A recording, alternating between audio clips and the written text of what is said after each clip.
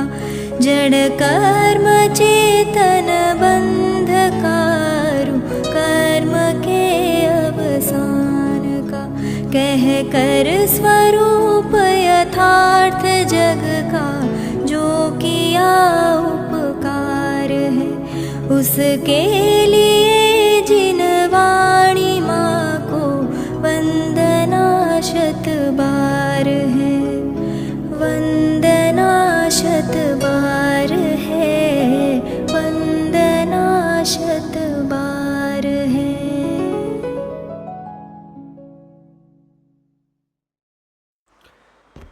ओम नमः सदेभ्यः ओम नमः सदेभ्यः ओम नमः सदेभ्यः। अहोभाव गुरु भक्ति है। આવતીકાલે સમયસાર ભાગવત શાસ્ત્રના સ્વાધ્યાયમાં પણ ત્રીજો કળશ શરૂ થશે. ત્રીજા કળશમાં ગુરુ વંદના છે. મુનિદશાનું પાવન સ્મરણ અને મુનિદશાની બધી ચર્ચા આવશે. એમાં મને વિશુદ્ધિ તો છે પણ પરમ વિશુદ્ધિને માટે આ સમયસારની વ્યાખ્યા અને સમયસારની વ્યાખ્યાના કાળે મને મારી પરમ વિશુદ્ધિ પ્રગટ થાઓ એવી ભાવના એમાં આચાર્ય શ્રી વ્યક્ત કરશે. તો એ સાધક દશા ગુરુની ભૂમિકા કેવી હોય એની વાત છે.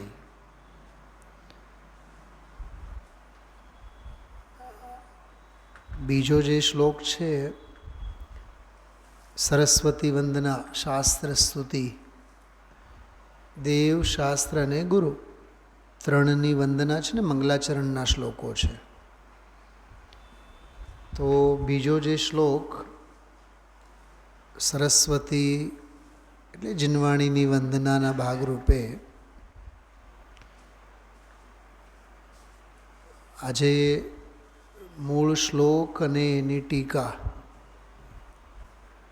વારાફરતી 4, 5, 6 વખત વાંચવાની, ઊંડાણથી એને સમજવાની, એમાં શું કહેવા માગે છે એ મૂળ હાર્દની વાત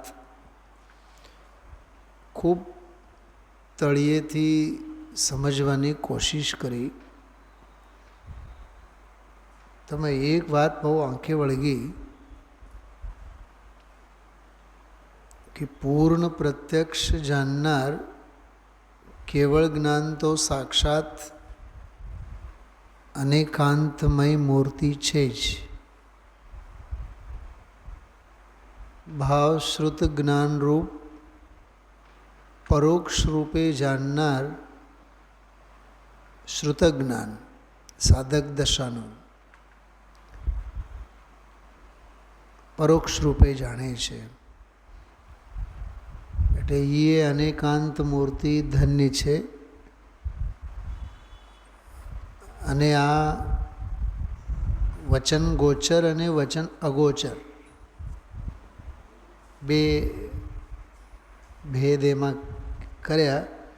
વચન ગોચર કેટલાક ગુણો, કેટલાક ધર્મ, અને વચન અગોચર કેટલાક ધર્મ કે જેને સમજાવી ન શકાય એવા, એવું બધું એમાં આવ્યું. કેટલાક ગુણોનું તો વર્ણન કરી શકાય, અસ્તિત્વ છે, વસ્તુત્વ છે, જે શાસ્ત્રોમાં જેમના નામ છે. જો વસ્તુ છે કે નહીં, તો વસ્તુમાં ગુણ છે, પર્યાય છે. ગુણો છે જેની પર્યાય હોય, અને કેટલાક એવા ધર્મ છે જેમ કે અસ્તિત્વ ધર્મ છે, વસ્તુત્વ ધર્મ છે. તો અનંતા ગુણો, અનંતી પર્યાયો અને અનંતા ધર્મો, હવે એમાંની ચર્ચા વચન ગોચર કેટલા ગણતરીના, બાકી તો કેટલા છે અનુભવ ગોચર છે, એવા તો અનંત છે. ખ્યાલમાં આવ્યું? તો જે અનંતા અનુભવ ગોચર એવા ગુણો છે, અને તે ગુણો બધા, તે પર્યાયો, તે ધર્મો, ગુણધર્મો, વસ્તુનો વૈભવ એ સ્વરૂપ રૂપે પડેલા છે દરેક વસ્તુમાં, દરેક વસ્તુમાં અને આત્મામાં, છ દ્રવ્યોમાં. એમ એને જેમ છે તેમ જાણનારી દ્રવ્ય શ્રુતરૂપ જીનવાણી સરસ્વતીની મૂર્તિ, તે પણ ધન્ય છે. 3 થયા અર્થ: કેવળ જ્ઞાન, શુદ્ધ જ્ઞાન અને આ દ્રવ્ય શુદ્ધ જ્ઞાન.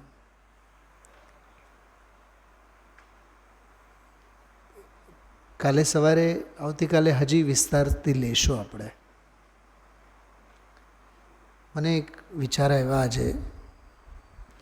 દર્શનાચાર્ય જ્યારે નિદ્રાધીન હતા, રાતમાં સપના આવ્યા અને 2 બળદ, જુવાન બળદ વૃષભ એની તરફ દોડીને આવે છે. આંખ ખુલે છે તો સામે 2 મુનિરાજ ઊભા, યુવા. શ્રી મુખેથી ઉદ્ગાર નીકળે છે, શ્રુત દેવતા જયવંત વર્તો. દામજીભાઈ સમજાણો શું કામ મેં યાદ કર્યું? જિનેન્દ્ર ભગવાન જયવંત વર્તો, નિર્ગ્રંથ ગુરુ જયવંત વર્તો, એવું મુખમાંથી ન નીકળ્યું. તમે સમજો છો શું કહું છું? શ્રુત દેવતા જયવંત વર્તો એટલે જીનવાણી જયવંત વર્તો. બીજો કળશ જે છે ને, સરસ્વતી વંદના, બોલો, એ જીનવાણી પણ આપણા માટે દેવ છે, પૂજ્ય છે. જેવી રીતે દેવ પ્રત્યે સમર્પણતા, એવી જ રીતે શાસ્ત્ર પ્રત્યે સમર્પણતા. હજી વાત સાંભળો, દેવ જેવું જાણે છે, શાસ્ત્ર પણ એવું જ જાણે છે. ગજબ છે. કેમ કે શાસ્ત્રમાં લખેલું શું છે કે દેવ જે જાણે છે, તો દેવ તો સર્વને જાણે છે, તો શાસ્ત્રમાં એ જ તો લખ્યું છે.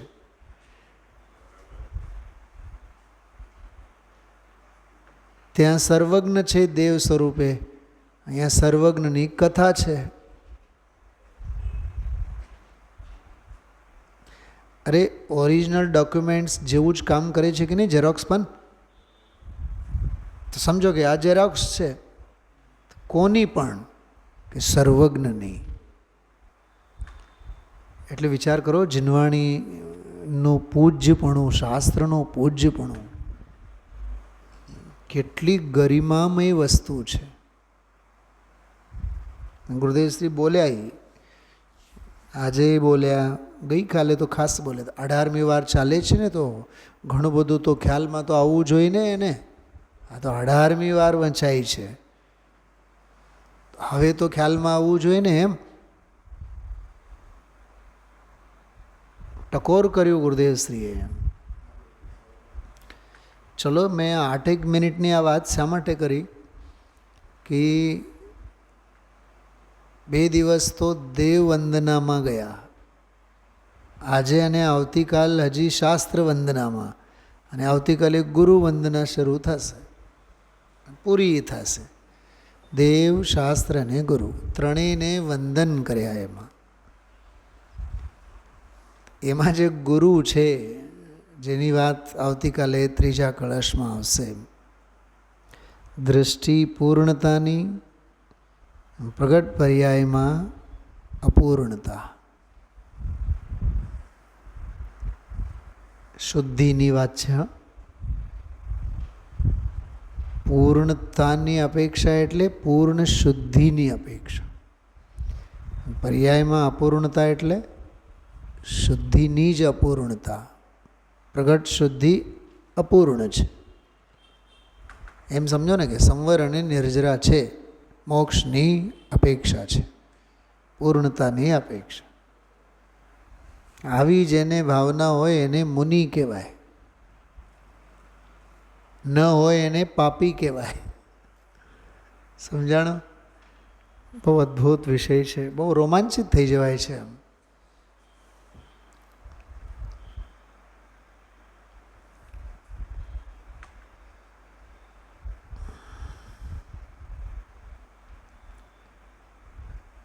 વાંચીએ છીએ આપણે 11 બોલોનો એક વિષય છે આ, 172 થી 182. આજે તો શનિવાર છે ને, આમ તો આપણે તો ઓલો વૈરાગ્ય પાઠ લેવાનો, પણ હવે કાંઈ વાંધો નહીં. મારું મન તો આમાં હવે ચોંટી ગયું છે, એટલે આની જ વાત કરશું આપણે. લેશું એકાદ પાઠ લેશું. મને હમણાં સ્વાધ્યાયમાં આવતા પહેલાં જ યાદ આવ્યું. મેં કીધું આજે તો શનિવાર છે, પણ આ મગજમાં બહુ વિષય દોડતો હતો. મેં કીધું આજ શાંતિથી આપણે જો સંભારણા છે, ગુરુ ગુણ સંભારણા છે, એ તો તમે સ્વાધ્યાય થકી કરો. બીજું તો એક બહુ સરસ કાવ્ય હમણાં સાંજે વાંચવામાં આવ્યું, તો મને તો વિચાર હતો કે એના ઉપર જ સ્વાધ્યાય લઈએ એમ. એમાં ભાવેશભાઈ 7 લીટીમાં એક વાત કરી.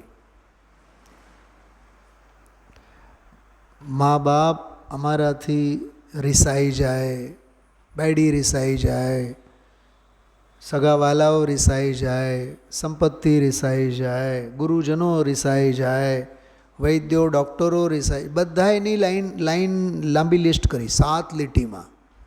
અને 8મી લીટીમાં વાત કરી કે ભજનેન્દ્ર ભગવાન અમારાથી રિસાય નહીં, બસ એવી અમારી ભાવના. આપણું ઊંધું છે. ભગવાન રિસાઈ જાય તો ચાલશે, જીનવાણી રિસાઈ જાય તો ચાલશે, પણ બાયડી અને છોકરા બધા અમારાથી બોલો રિહામણે ન જાય, રાજી રહે. એના માટે ભાવ હારી જવાની પણ આપણી તૈયારી. અહોભાવ ક્યાંથી આવે એવો એનો ટાંગામેળ મને કરવાનો મન હતો. બહુ સરસ કાવ્ય છે, મેં સ્વાધ્યાય ગ્રુપમાં મૂક્યું છે તમારા મોબાઈલમાં જ છે.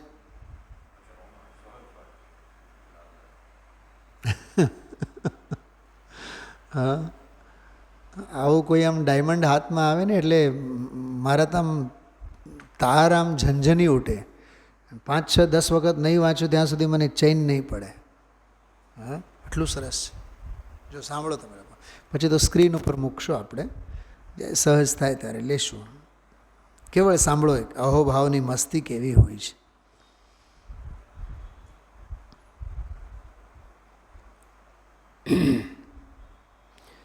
ચાહે મત तात સુત નારી યાર રૂઠ જાઓ, ચાહે તો માતા, तात એટલે પિતા, સુત પુત્ર, નારી એટલે સ્ત્રી, યાર એટલે મિત્રો, રૂઠ જાઓ. બોલો નથી સંજીવનું જે ભજન છે, ભલે રૂઠ જાય સારા જમાના, એ છે વાત. ચાહે માત तात સુત નારી યાર રૂઠ જાઓ, કુટુંબ કબીલા પરિવાર રૂઠ જાઈએ. તેલ લેવા જાય એમ કહે છે.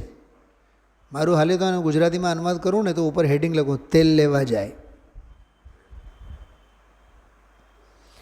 ચાહે માત तात સુત નારી યાર રૂઠ જાઓ, કુટુંબ કબીલા પરિવાર રૂઠ જાઈએ.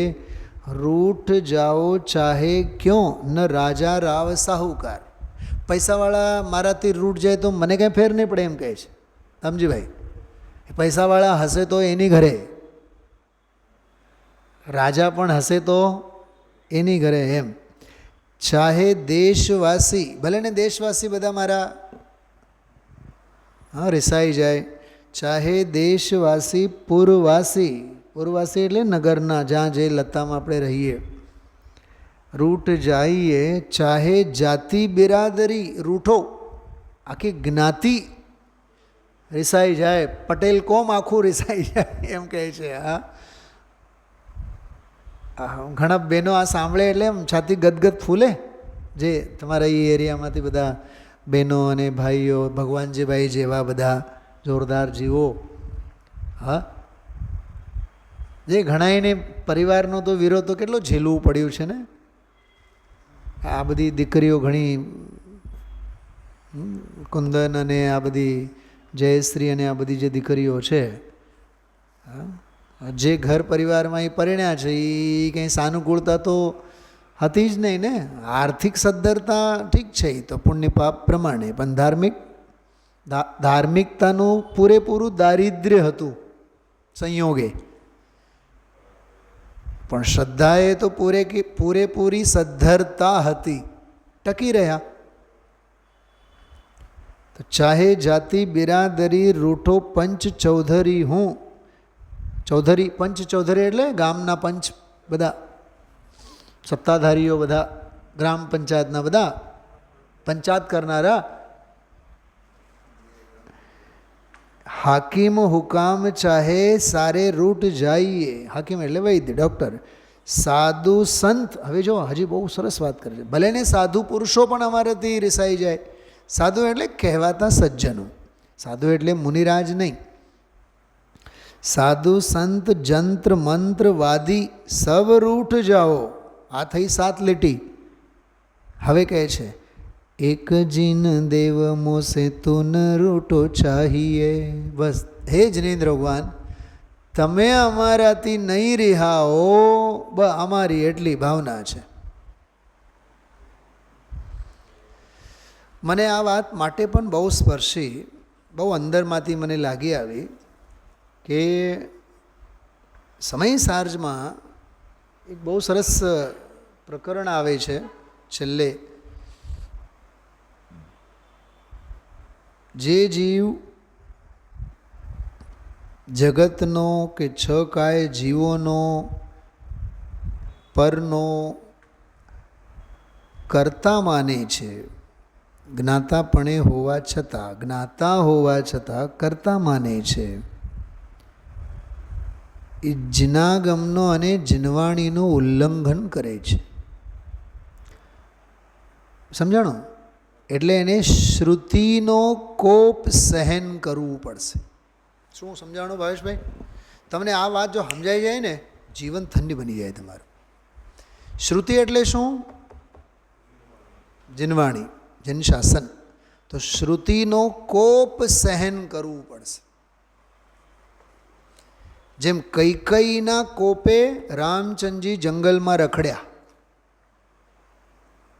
સીતાજી હેરાન થયા. શું સમજાણું? કોના કોપે? કૈકેયીના કોપે. એટલે સમજાઈ ગયું ને શું કહેવા માગે છે? હા, એમ અહીંયા કહે છે કે એને શ્રુતિનો કોપ સહન કરવું પડે, એવું લખેલું છે. મૂળ ગાથામાં છે, મૂળ એમાં લખેલું છે, મૂળ ગાથામાં પણ છે અને ટીકામાં પણ લખેલ છે. એ શું છે? શું કહેવા માગે છે? બતાવો. કેટલી માર્મિક વાત છે કે જો જિનાગમ અને તત્વની વાત જો સમજવામાં નહીં આવે, એટલે વસ્તુ વ્યવસ્થાને જેમ છે તેમ જો સમજવામાં નહીં આવે, તો એને દેવ શાસ્ત્ર ગુરુ સર્વેનો કોપ સહન કરવું જ પડે. એ નરકમાં જાય તોય અને સ્વર્ગમાં જાય તોય. રઘુભાઈ, કાંઈ બચી નથી પામવાના, બચી શકવાના નથી. ખ્યાલમાં આવ્યું? આ ગાથાઓ છે, 404 સુધીની ગાથાઓ છે. એમાં બહુ અદ્ભુત ગાથાઓ છે. 390થી 404 નંબરની ગાથા સુધી. એમાં એક ગાથામાં એ બધી વાત આવી છે. શ્રુતિનો કોપ સહન કરવું પડે. બોલો, આમાં આચાર્ય શું સમજાવવા માગતા હશે? વિચાર કરો. સ્વાધ્યાય વિના બધું નકામું છે ભાવેશભાઈ. એક બીજી વાત કરું, પંચમ કાળમાં પણ આ ભાવની વાત કરું છું. આવતા અને આગળ પાછળના ભાવોને તો આપણામાં આવડત જ ક્યાં છે કળવાની. ક્યાં હતા અને ક્યાં હશું એ આપણા જ્ઞાનનો જ્ઞેય જ ક્યાં છે. ગમે તેટલા ઉલાળા મારો ને, લાઇબ્રેરીના ગ્રંથોથી નાહો ને, તોય આગળ પાછળના ભાવોનું કંઈ ખબર પડવાનું નથી. પણ આ ભાવમાં પણ જો સુખી થવું હોય, સુખી થવું હોય એટલે સુખી થઈને જીવન ગાળવું હોય, પૂરું કરવું હોય. તત્વજ્ઞાન વિના, શાસ્ત્ર જ્ઞાન વિના, દેવગુરુ ધર્મની ભક્તિ અને યથાર્થ જ્ઞાન વિના કોઈ ઉપાય નથી. નહીં તો આંધળા જ છીએ આપણે. યાદ રાખજો, લખી રાખજો સુવર્ણાક્ષરે. જેની પાસે તત્વજ્ઞાન હશે એ જીવે છે અને એ જીવવાના, બાકી મરેલા જ છે. તત્વજ્ઞાન વિનાનું જીવન મરણ છે. આજે જે ગુરુદેવશ્રીએ દર્શન પાહુડની જે વાત કરી હતી ને કે સમ્યક્ત્વ વિનાનો જીવ હરતો ફરતો એ મળદું છે. ચલત શવ કહેવાય એને, ચાલતો શવ, ફરતો શવ છે. ઓલું શવ તો શવાસનની મુદ્રામાં ઓરિજિનલ હાલે ડૂલે નહીં. ખ્યાલમાં આવ્યું? તો સમ્યક્ત્વ વિનાનો જીવ એ હરતું ફરતું મળદું છે.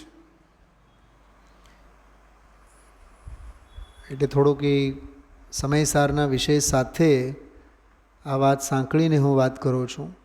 અનેકાંતમયી મૂર્તિ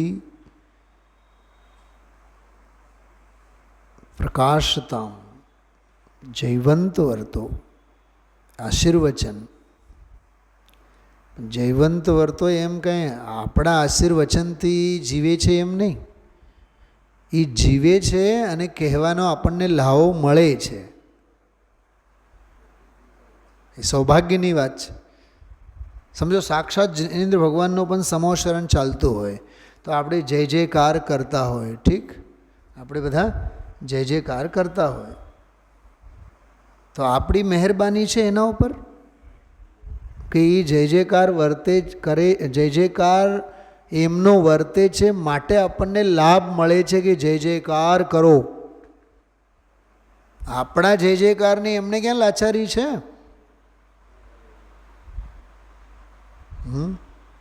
ખ્યાલમાં આવ્યું? આ ત્રણ લોકના નાથ ભગવાન છે તો અમે પૂજા કરીએ, અમે પ્રક્ષાલ કરીએ. રાજુભાઈ, મહેરબાની આપણી એના ઉપર કે એમની આપણા ઉપર? બોલો બોલો રાજુભાઈ. આપણને લાવો મળે છે ને, ત્રણ લોકના નાથ હાજર છે ને, એટલે આપણા પુણ્યના પરમાણુઓ ફળીભૂત થાય એના માટે હાજરા હજુર 365 દિવસ પથ્થરમાં ઊભા છે. અને તું જીવ હોવા છતાં પણ પીગળતો નથી અને ઓલા પથ્થર થઈને પણ જોવાનો એંગલની વાત કરી. મહેરબાની એમની આપણા ઉપર છે, આપણી નહીં. આગણધરની ગાદીએ હું બેસું છું રોજ ભાવેશભાઈ, તો મારા ઉપર આની મહેરબાની કે મારી મહેરબાની આના ઉપર? અરે તારા જેવા 56 આવ્યા, 56 આવ્યા અને 56 આવશે. क्योंकि दाने दाने पर लिखा होता है खाने वाले का नाम, एम कुर्सी कुर्सी के ऊपर लिखा होता है बैठने वाले का नाम. वक्ता थकी गणधરની ગાદી થોડીક છે, ગણધરની ગાદી થકી વક્તા છે. એટલે લોનાવાલામાં ઓલી ગોષ્ઠી ચાલી છે ને હમણાં અષ્ટપાવડ ઉપર, તો પિયુષ જે છે એ બધા જુનિયર વિદ્યાર્થી મારા સ્નેહી અને ખૂબ ખૂબ આદરથી મારી સાથે વર્તા. તો એનો એક છેલ્લે આજે બપોરની ગોષ્ઠીમાં અધ્યક્ષીય ભાષણ હતું. મેં એને લખ્યો, હે બાલક, અધ્યક્ષીય અભિભાષણ કે लिए बहुत बहुत अभिनंदन.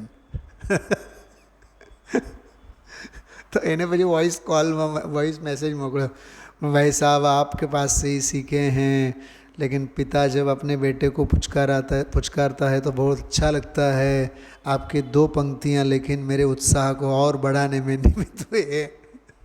अरे સારું જે છે એને સત્કારો તો ખરા ને, શ્રેષ્ઠ છે એને સત્કારો, ગુણ ગ્રાહકતા રાખો. હું તો એમ કહું છું, સર્વજ્ઞ તો થાશે ત્યારે થાશો, થાશો ત્યારે થશો. અત્યારે અલ્પજ્ઞતામાં ગુણ ગ્રાહકતા તો રાખો. સારું જે છે, સારું તે મારું. આ નવી બાલપોથી પહેલો પાઠ, જે સારું તે મારું.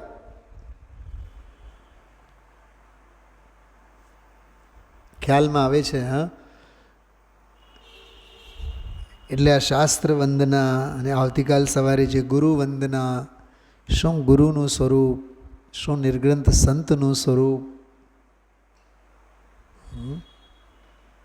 શું અંતરંગ, શું બહિરંગ. બોધ પહાડમાં તો એમને તીર્થ કીધું. બોલો, મુનિરાજ એટલે સાક્ષાત તીર્થ. ચૈત્ય કીધું, મુનિરાજ સાક્ષાત ચૈત્ય છે. કેટલી કેટલી ભક્તિ, 20 ગાથાઓ તો પ્રવ્રજા દીક્ષા અંગે આચાર્ય લખી છે, કુંદકુંદ આચાર્ય બુદ્ધ પહાડમાં.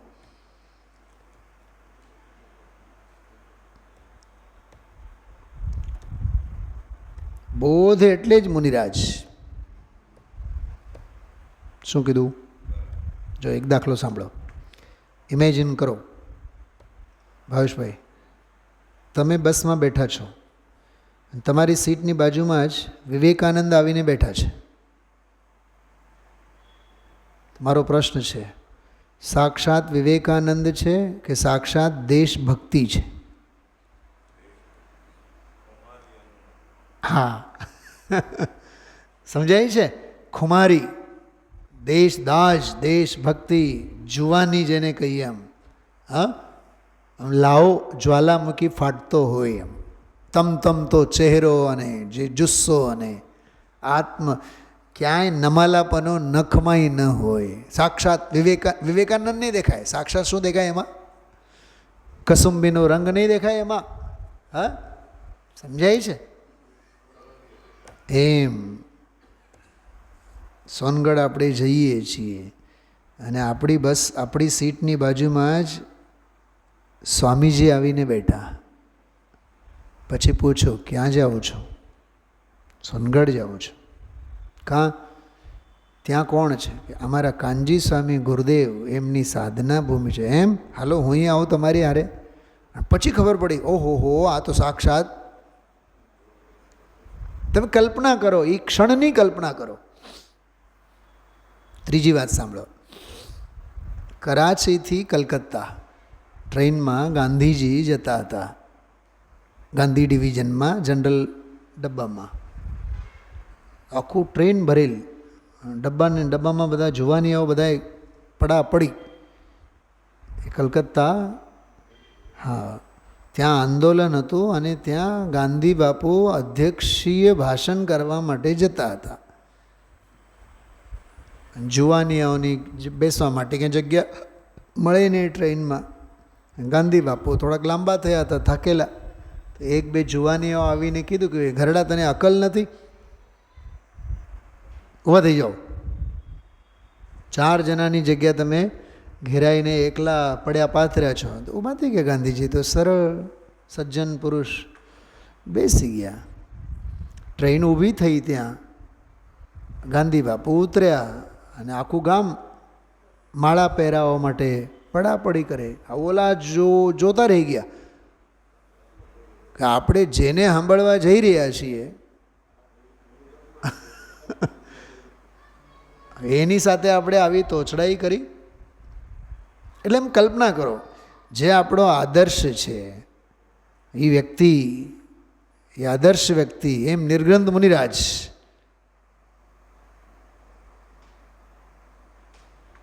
અત્યારે સમજો કે આ સાંભળીને આપણે જઈએ છીએ. રાજુભાઈની ઘરે આવતીકાલ સવારે એ 9, 9:30 વાગે ચા નાસ્તો આ તો કરીને બહાર નીકળતા હોય, આંગણે આવીને ઊભા, જોયું તો આચાર્ય કુંદકુંદ દેવ આહાર માટે આવીને ઊભા. શું થશે? રાજુભાઈ કંઈ એમ કહેવાના છે, મહારાજ તમે ઊભા રહો, હું થોડુંક અહોભાવ પુસ્તકમાં જઈને જોઈ આવું કે મુનિપણું આ જ છે કે નહીં. અરે ત્યાં તો 14 હાર આંસુએ, ખ્યાલમાં આવ્યું? ભક્તિ ભાવની ગંગા, જમુના, સરસ્વતી, ત્રિવેણી સંગમ ઉમટી પડે ત્યાં. એટલે ભક્તિ ભાવ, ભાવેશભાઈ, તમે જે એકલા બેઠા બેઠા જે વાંચતા હો ને એ શ્રુત ભક્તિ છે.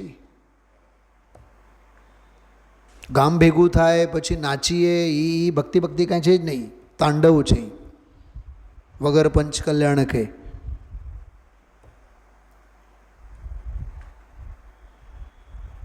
તમે લોકો જો કરતા હો ને બેઠા હો શાંતિથી, હા, શ્રુત ભક્તિ છે એ મા જીનવાણી સાથેનો વાર્તાલાપ છે, જિનેન્દ્ર ભગવંતો સાથેનો મનમેળ છે, દિલના તાર જોડવાનો અભિયાન છે. એટલે એવો અહોભાવ અંદરમાં હોય તો રુચિ દૃઢ થાય, શ્રદ્ધા નિર્મળ થાય, જ્ઞાન સચોટ બને, કશાયો મંદ થાય, ચારિત્ર ઠરતો થાય, મનનો ઉચાટ ધોવાઈ જાય. અને એ લાભ જેને મળે ને એ જ સમજે કે લાભ શું છે. ધનજીભાઈ, મારા જેવા કોઈ વક્તા કહે અને સમજાઈ જાય એવું નથી. આ એ તો રિયલાઇઝ થાય આપણને જ, અરે યાર કેટલી શાંતિ શાંતિ શાંતિ.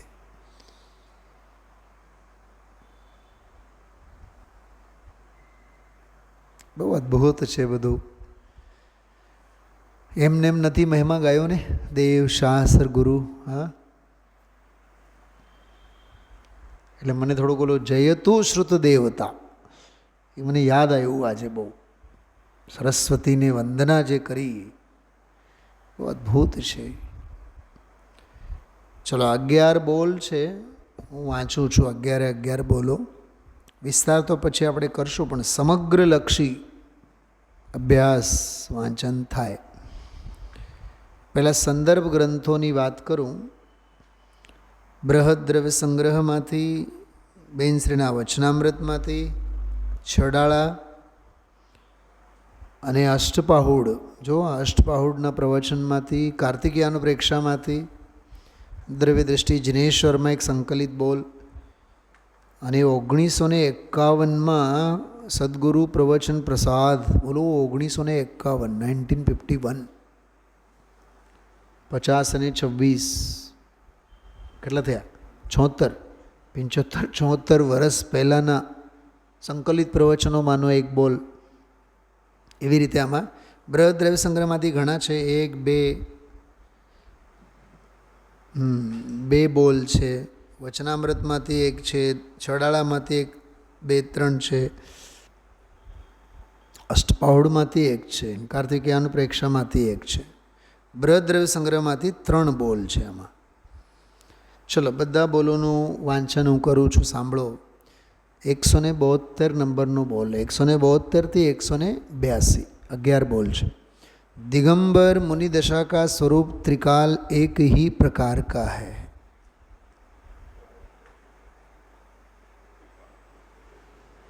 बस आ वज्र वाक्य. કોઈ એમ કે બધું પંચમકાળમાં જરીક હાલે, ટ્રક લઈને હાલે, જમવાનું બધું ભેગું લઈને હાલે, શું થાય પછી? શું થાય? સિદ્ધાંત આ છે. દિગંબર મુનિ દશા કા સ્વરૂપ ત્રિકાલ.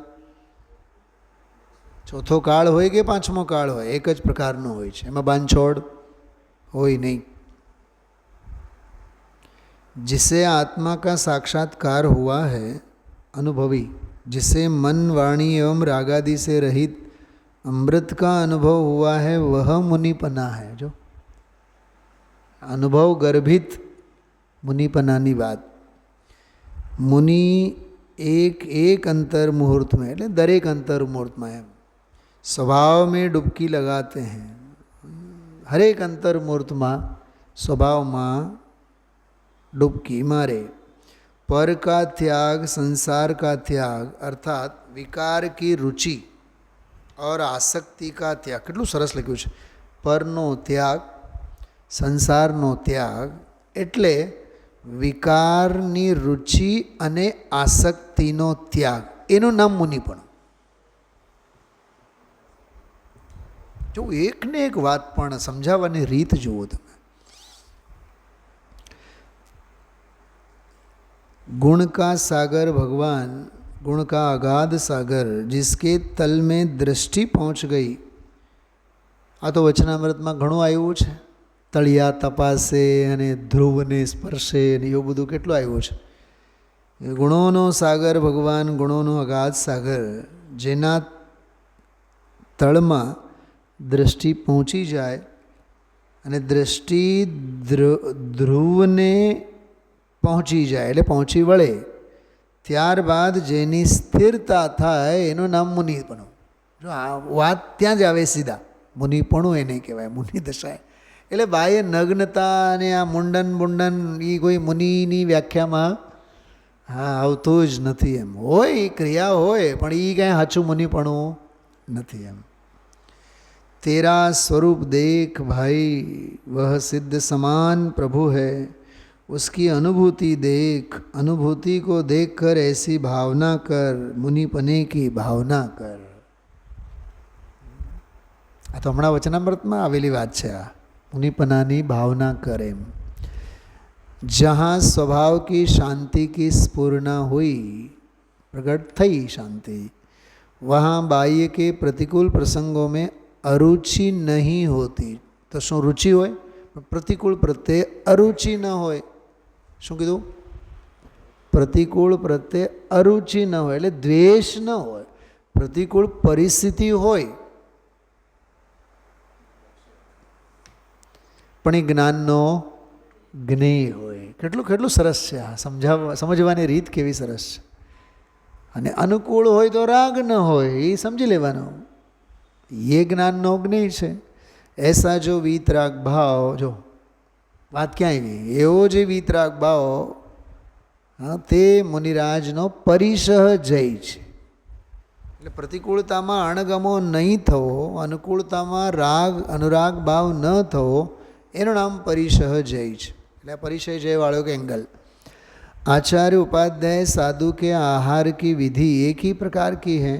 वे हाथ में खड़े खड़े एक ही बार आहार करते हैं. ત્યારે પછી આપણે થોડુંક વિસ્તારથી આહારદાનની વિધિ અંગે, એના બધા ગુણો અંગે વાત લઈશું. ઊભા ઊભા આહાર કેમ, આમ હસ્તકમલમાં જ કેમ, પાણી પાત્રમાં જ કેમ, વાસણ બાસણ કેમ નહીં, બેઠા બેઠા કેમ નહીં, ઘણી બધી બાબતો છે.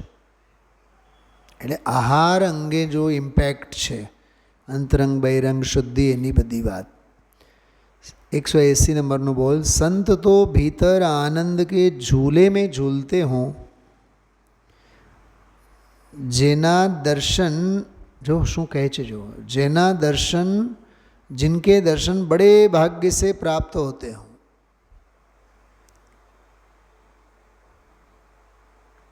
ये आजकलना बधा मोदी साहेब जेवा मंत्री संत्रीओ होय ने, चीफ मिनिस्टर लेवलना होय, धारासभ्यो होय, 8-8 15-15 દિવસ પહેલાં તો અપોઇન્ટમેન્ટ લેવું પડે.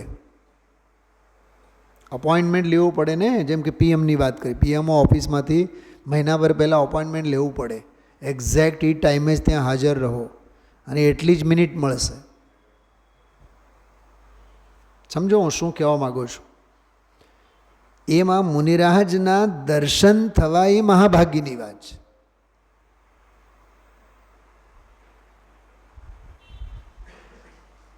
એક વાક્ય સાંભળો. ગુરુના દર્શન થવા ભાગ્યની વાત છે અને ગુરુની વાણીનો લાભ મળવો એ મહાભાગ્યની વાત છે. અને વાણીનો લાભ મળ્યા બાદ અંદરમાં રૂચે, ગમે અને બેસાડે એ મહાપુરુષાર્થની વાત છે. એટલે ગુરુના દર્શન થઈ ગયા એટલે વાત પૂરી એમ નહીં. વાણી સાંભળો. મને સાચી વાત કરો, એક અંદરમાં એક દુઃખદ લાગણી પણ થાય. કેટલા જીવો આવતા હોય પણ સ્વાધ્યાયમાં રસ ન હોય. દેવગુરુ ધર્મની સાચી આરાધના તો આ છે ને. જો ક્રિયા માત્ર તો જૈન ધર્મ નથી, એ તો વાત પાકી ને. કુંદકુંદ આચાર્ય જ લખ્યું મોક્ષ પાડવામાં, દયા દાન વ્રત પૂજા વગેરે જૈન ધર્મ નથી. તો એ દુનિયાની એની હોશો કેટલી.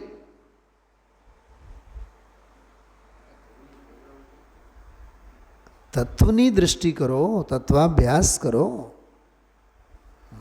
પ્રયોજન તો સ્વાધ્યાયથી સદાય.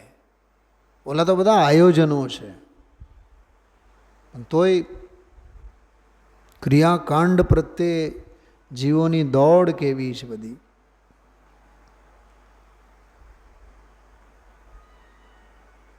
जिनके दर्शन बड़े भाग्य से प्राप्त होते हों, जो आनंद की खेती कर रहे हों, वाह, आनंदना खेतर, ये खेडूत છે હાચાઈ.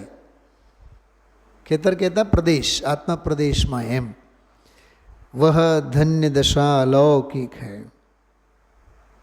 मुनि की वीतरागी पर्याय का धर्म ही ऐसा है कि वहाँ वस्त्र के साथ चारित्र का निमित्त नैमित्तिक संबंध होता ही नहीं.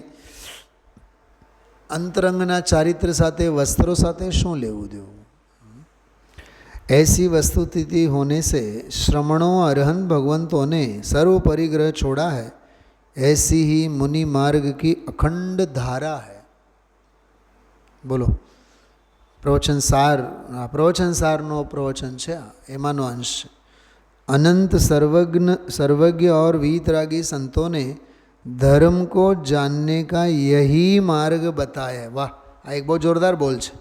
अनंत सर्वज्ञ ने वीतरागी संतोए धर्म ने जानवानो आज मार्ग बतायो है. अपनाव्या है एज मार्ग अने बताव्या है. हाँ, सबको समझाया यही मार्ग, सबने अपनाया यही मार्ग. हाँ, ख्याल में आयो. बहुत अद्भुत बोलो है आ 11 बोलो. तो अहोभावना संदर्भ में थोड़ी सरस्वती वंदना, शास्त्र वंदना, थोड़ी अपने गुरु वंदना जे आवती काले आवशे, मुनिराजनु स्वरूप. अने 11 बोलो में पण आपणे जोयुं मुनिराजोनुं स्वरूप केवुं छे.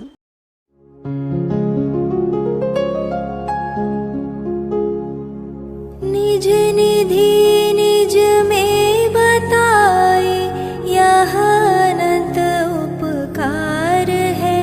उसके लिए जिन वाणी माँ को वंदना शत बार है, वंदना शत बार है, वंदना शत बार है.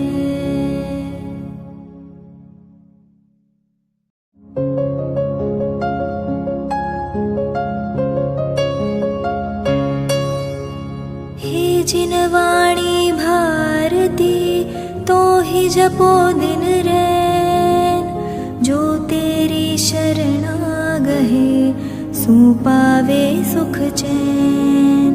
जा वाणी के ज्ञान ते सूझे लोकालोक, सो वाणी मस्तक नवो सदा देत हो ढोक, सदा देत हो